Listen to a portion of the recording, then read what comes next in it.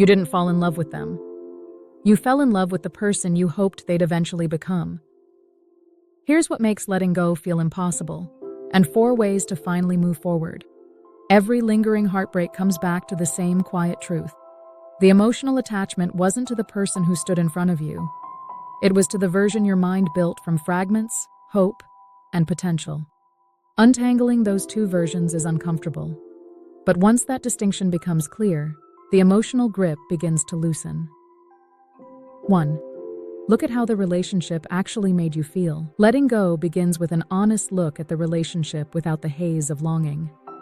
Your memory doesn't work clearly when desire is involved. Your mind highlights the warm moments and blurs the parts that felt uncertain. A single romantic evening can overshadow months or even years of inconsistency. Nothing about that is delusion. It's how the brain makes emotional pain easier to live with. It builds meaning around isolated moments because meaning creates comfort, even when reality doesn't. The simplest way to see the relationship clearly is to stop measuring it by intensity and start measuring it by repetition. Intensity tells you how the connection felt. Repetition tells you what it actually was. Ask yourself, how often did I feel supported? Did they make me feel confused? Was I left guessing what they really meant? Patterns reveal the truth more reliably than memories ever will.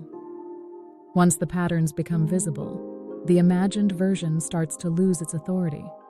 There's a quiet freedom in realizing that the relationship you thought you were mourning is not the one you actually lived. The imagined version had stability, and the real one didn't. 2. Stop mistaking possibility for reality. Potential is emotionally intoxicating. It suggests that everything you hoped for is just a matter of timing or courage. A rare moment of vulnerability becomes a preview of the intimacy you believed was possible. A single, honest conversation becomes a sign of who they really are beneath the surface. But potential isn't evidence. It's possibility dressed as certainty. The imagined version begins forming the moment you start believing the best moments reflect the whole person. A connection built on what someone might become always feels more dramatic than a connection built on who they consistently are.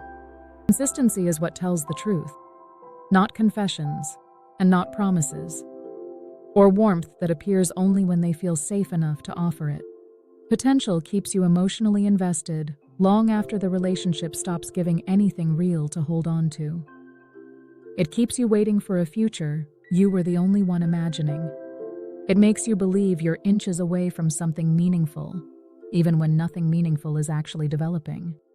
Here's the truth: you didn't fall in love with their potential. You fell in love with the relief you imagined it would bring. That relief never arrived because the relationship wasn't built on the future you saw. It was built on the behavior they showed. Letting go becomes easier when potential is no longer treated like a promise. Here's another layer to this. 3.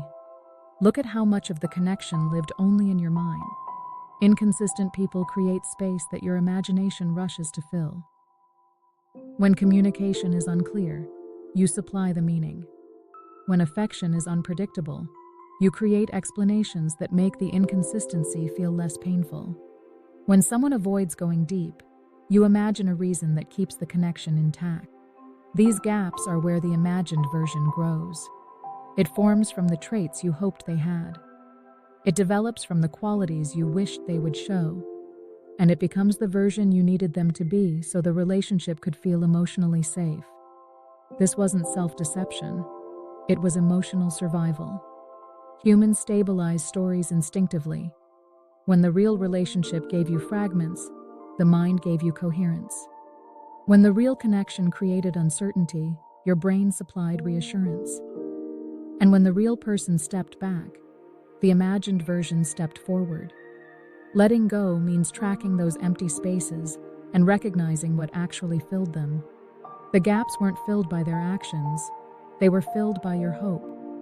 Everything begins to soften when you see where the story was being written by you alone. The imagined version loses its weight because the foundation becomes visible. It wasn't built from truth. It was built from longing. But the deepest attachment doesn't come from longing alone. 4. realize it wasn't actually them you were holding on to. Most emotional attachments of this kind aren't about the other person at all. They're about what the imagined version represented in your internal world. For some people, that symbol is possibility. And for others, it's safety, validation, or a sense of finally being seen. Sometimes it's the hope that this connection will repair an old wound quietly carried into adulthood. Or sometimes it's the belief that this relationship could be different from everyone that came before it. Those experiences didn't come from that partner. They came from what their presence activated inside you. The attachment remains long after the relationship ends because the symbol remains. The person leaves, but the emotional meaning stays lodged inside memory. The connection dissolves, but the story about what it could have become stays intact. Letting go becomes easier once that distinction settles. You weren't fighting for them. You were fighting for the meaning they briefly awakened. You were holding on to a future that allowed you to feel hopeful again. And you were protecting the imagined safety that the real relationship never offered. When the symbol is separated from the person, attachment softens naturally. Your mind stops trying to preserve a version that never existed. Your heart stops waiting for a future that was never being built by two people. And your energy stops pouring into a story you were sustaining alone. This is where emotional freedom begins. Letting go doesn't happen when the other person disappears. It happens when the imagined version loses its advantage over the truth. The real relationship was inconsistent. The imagined version was stable because it lived entirely in your mind alone. The real relationship left you carrying the emotional weight, while the imagined version met your needs effortlessly because you wrote the script. The real relationship couldn't grow, and the imagined version grew easily because it never had to face reality. You're not releasing a soulmate. You're releasing a story.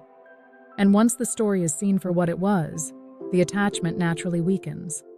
The future you thought you lost wasn't taken from you. It simply wasn't a future that both people were building. You deserve something grounded, something reciprocal. And most of all, you deserve someone who exists fully in the relationship you're creating, not only in the one you imagined. Like and subscribe for more gentle takes on love and letting go.